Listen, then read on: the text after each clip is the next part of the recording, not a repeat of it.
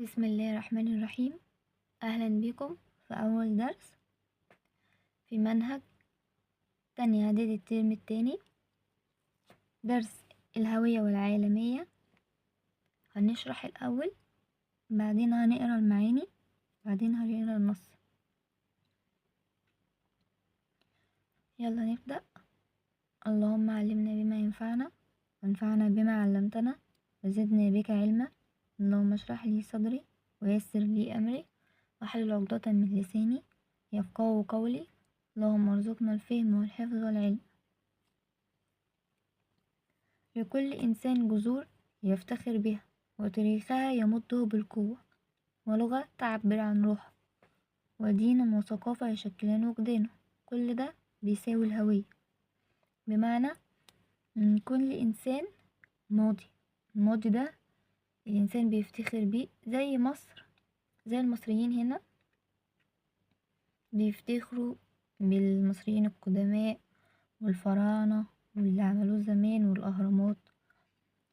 فده بيشكل مصدر قوة للمصريين، ولغة تعبر عن روحه.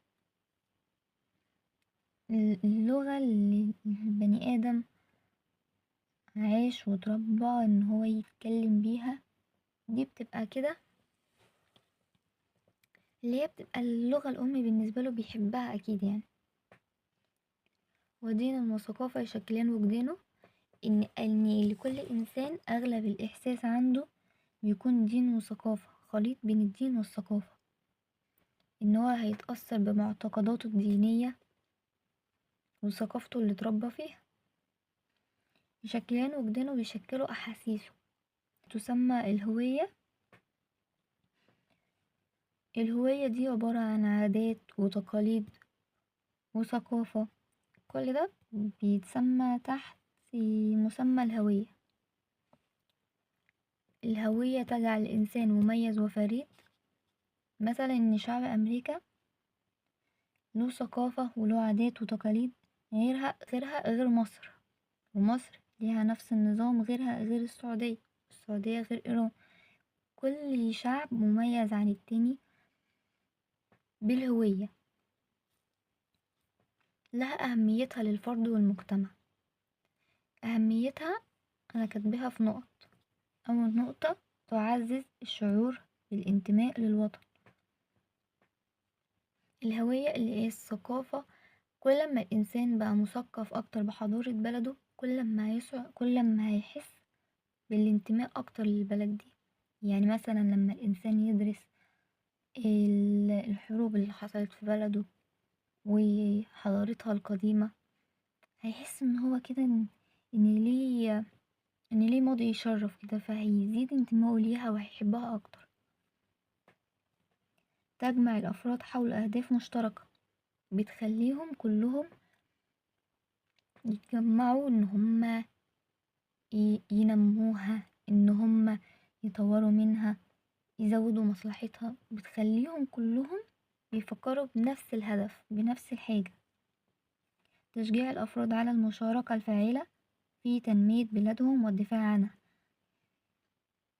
الهوية بتشجع الأفراد إن هما يشاركوا، والمشاركة دي الفاعلة، زي اسم الفاعل والفاعلة، بس الفاعلة مؤنث. المشاركة دي هي اللي بتخليهم بينموا بلادهم وبيدافعوا عنها، فهي بتشجعهم إن هما يشاركوا في تنمية بلادهم والدفاع عنها وخدمتها. تسهم في تعزيز الوحدة الوطنية، إن الجيش والشرطة والشعب يبقوا ايد واحدة، بيدافعوا عن البلد اللي هي حضارتهم، اللي هي أرضهم. الإسهام في بناء مجتمعات قوية قادرة على مواجهة التحديات التي تعترضها، بمعنى إن مثلا في بني آدم ما عندوش ثقافة ببلده، فأول ما مثلا تيجي أزمة اقتصادية في البلد الحاجة تغلى فيها، وهو مش بيقبض كويس، فده يخليه يفكر ان هو يخرج برا البلد او هجرة غير شرعية وكده. انما لو جينا لبني ادم تاني عنده ثقافة في بلده وبيحبها ومنتمي ليها، هيقعد ويقول لا هستحمل علشان بلدي اولى بيا يعني. تتعرض الهوية للعولمة. العولمة هي الانفتاح على الثقافات الأخرى وحضارتهم. العولمة دي بمعناه إن هي قرية كونية، إن أنا أبقى قاعدة هنا وشايفة كل حاجة في البلدان التانية حواليا من غير ما أسافر ومن غير ما أروح لهم، فهي دي العولمة.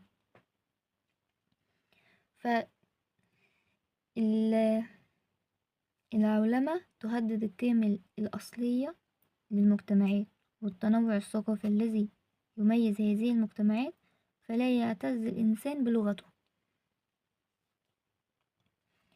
هيجي مثلا واحد اللي هو أساسا مصري يعني عادي، يجي بقى يتكلم قابل أمريكاني ويقول أصل احنا بلد متخلفة، ويقول مثلا أصل احنا مش منفتحين زي أمريكا وبتاع. فاللي هو انت ما ينفعش، هو انت دي بلدك ودي عاداتك ودي تقاليدك تتمسك بيها. ما ينفعش ان انت تاخد الحاجات اللي من البلدان التانية لان فيها حاجات سلبية. العولمة ليست شر، بس عشان ما تبقاش شر ليها شرط. العولمة ليست شر، تفتح أبواب المعرفة وتقرب المسافات وتتيح لنا أن نتعلم من تجارب الآخرين، تسهم في بناء حضارة إنسانية مشتركة. تفتح أبواب المعرفة إن أنا هكون قاعدة هنا ومثلا عايزة كتاب معين، كتاب أمريكاني لسه منزلش مصر، فأنا أقدر أفتح أي موقع أنزل الكتاب ده. فأنا بدل ما أروح أمريكا وأشتريه أو أستنى إن هو ينزل مصر، طب ما ليه؟ هي خلاص هي قربت، يعني اللي هو أنا جبت كتاب. و... ومثلا لو عايزة أعرف عن حضارة البلد التانية أكتر، أعمل يدوبك اللي هو السيرش، هجيب كل معلومات الحضارة بتاعت البلد دي. فهي كده بتفتح أبواب المعرفة وبتقرب المسافات. دلوقتي البني آدمين بيقعدوا قدام التليفون، أنا هنا واحد مثلا في إنجلترا، بنتكلم وش لوش كأننا قاعدين قدام بعض. تتيح لنا أن نتعلم من تجارب الآخرين، زي البني آدمين اللي بيصوروا حياتهم، أو أي بني آدم عنده خبرة، أو بني آدم بيشرح حاجة أو أي حاجة بينزلوها على النت. فأنا سهل برضو إن أنا أبحث وأجيب المعلومة اللي أنا عايزاها من غير ما أقعد أدور وأعمل. لأ، هو في بني آدم بحث وعمل وجرب وبيديني تجربته. وتسهم في بناء حضارة إنسانية مشتركة، إن تبقى الدول كلها عاملة حضارة إنسانية، اللي هي مثلا مصر جت عملت حاجة، فمثلا السعودية جت كملت عليها، وبلد تانية جت كملت عليها، فدي حضارة إنسانية مشتركة. فهي العولمة بت... بتسهم في بناء الحضارة الإنسانية، بس عشان ما تبقاش شر، بشرط ندخل العولمة واحنا متمسكين بجذورنا، معتزين بهويتنا، لا نتنازل عنها. يعني مش خلاص أنا عرفتي ثقافة مثلا أمريكا فأنا خلاص أنا هسيب بقى هوايتي وثقافتي وعاداتي وتقاليدي على جنب، وهمسك بقى عادات وتقاليد أمريكا، لأن مش كل حاجة ينفع نجربها، مش كل ثقافة لازم تمشي على ثقافتنا. احنا بلد شرق وهما بلد غرب، عندهم عادي مثلا يمشوا بهدوم عريانة شوية، عندنا هنا ما ينفعش. ليه؟ لأن في عادات وتقاليد عندنا تمنع ده.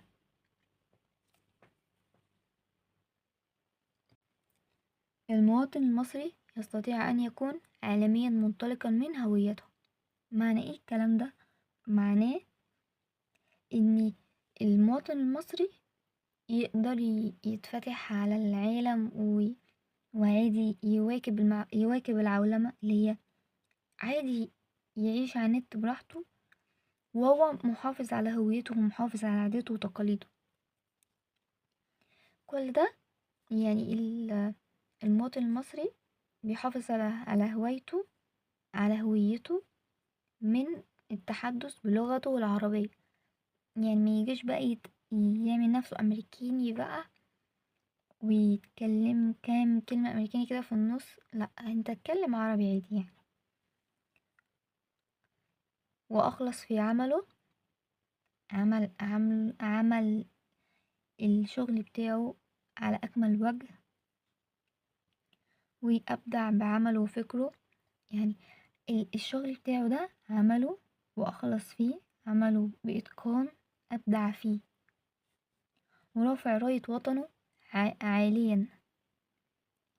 يعني مثلا يجي يشوف حاجة برا هما بيفتخروا بيها، فيقول انتوا بتفتخروا بإيه مثلا؟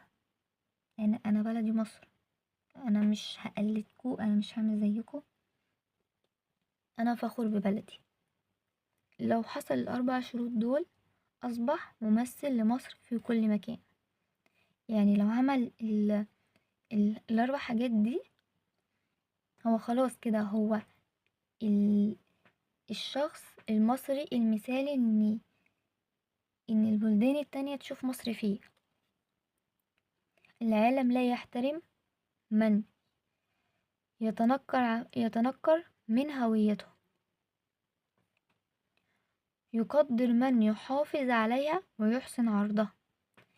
يعني العالم ما بيحبش البني آدم اللي هو يعني اللي هو كان مصري وسافر بره، قعد كام سنة ورجع متغرق، عمل نفسه بقى ايه اللي هو مش عاجبه حاجة في البلد، مش عاجباه العيشة هنا، عايز يرجع بره تاني. فالدنيا مش هتحترمه. انت بتتنكر من هويتك ليه؟ انت مصري، افتخر بده.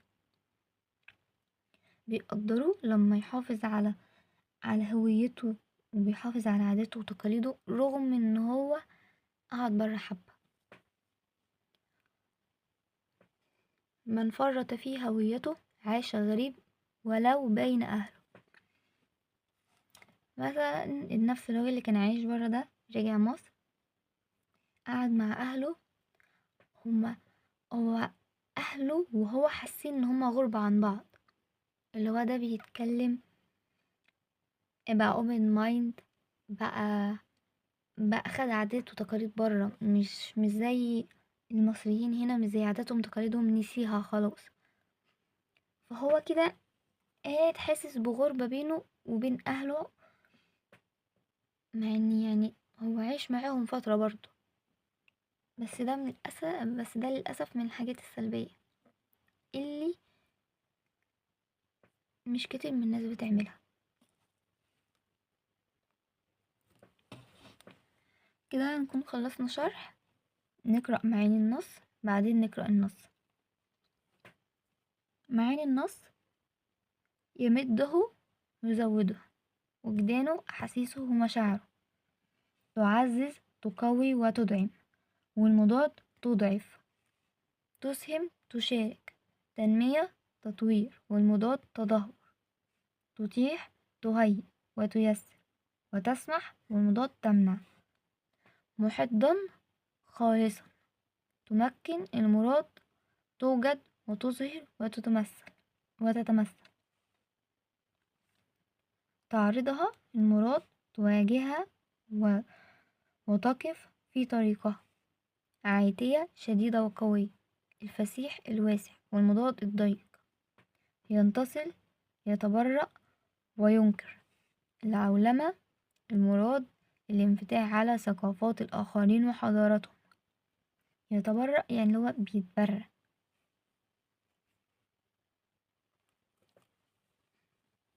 يلا بينا نقرأ النص. إن لكل إنسان جذورا يفتخر بها، وتاريخا يمده بالقوة، ولغة تعبر عن روحه، ودينا وثقافة يشكلان وجدانه، وهذه العناصر جميعها تسمى الهوية. فالهوية هي ما يجعل الشخص مميزا وفريدا، وهي التي تجعلك حين تقول أنا مصري تشعر بعزة وفخر، لأنك تنتمي إلى وطن عريق صنع حضارة علمت الدنيا وخلدت أسماء حملت راية العلم والإبداع. وللهوية أهميتها للفرد والمجتمع، فالهوية تعزز الشعور بالانتماء للوطن، كما تجمع الأفراد حول أهداف مشتركة تسهم في تعزيز الوحدة الوطنية، وتشجع الأفراد على المشاركة الفاعلة في تنمية بلادهم والدفاع عنها، والإسهام في بناء مجتمعات قوية قادرة على مواجهة التحديات التي تعترضها. ولكن هذه الهوية تتعرض في أيامنا رياح عاتية تسمى العولمة، وتكمن خطورة العولمة في أنها تهدد القيم الأصيلة للمجتمعات والتنوع الثقافي الذي يميز هذه المجتمعات، فلا يعتز الإنسان بلغته. غير أن العولمة ليست شرا مخدا، فهي تفتح أبواب المعرفة وتقرب المسافات وتتيح لنا أن نتعلم من تجارب الآخرين ونسهم في بناء حضارة إنسانية مشتركة. ولكن الشرط أن ندخل هذا العالم الفسيح ونحن متمسكون بجذورنا، معتزون بهويتنا، لا أن نتنازل عنها. فالمواطن المصري يستطيع أن يكون عالميا منطلقا من هويته، فإذا تحدث بلغته العربية وأبدع بعمله وفكره وأخلص في عمله ورفع راية وطنه عاليا، صار خير ممثل لمصر في كل محفل. إن العالم لا يحترم من يتنصل من هويته، بل يقدر من يحافظ عليها ويحسن عرضها. فلتكن يا بني مصريا أصيلا عالميا في رؤيتك وعملك، وأعلم أن الطريق إلى العالمية يمر أولا من بوابة الهوية، فمن تمسك بهويته عاش عزيزا، ومن فرط فيها عاش غريبا ولو بين أهله. وبكده يكون خلص درس النهاردة، أشوفكم في درس جديد، مع السلامة.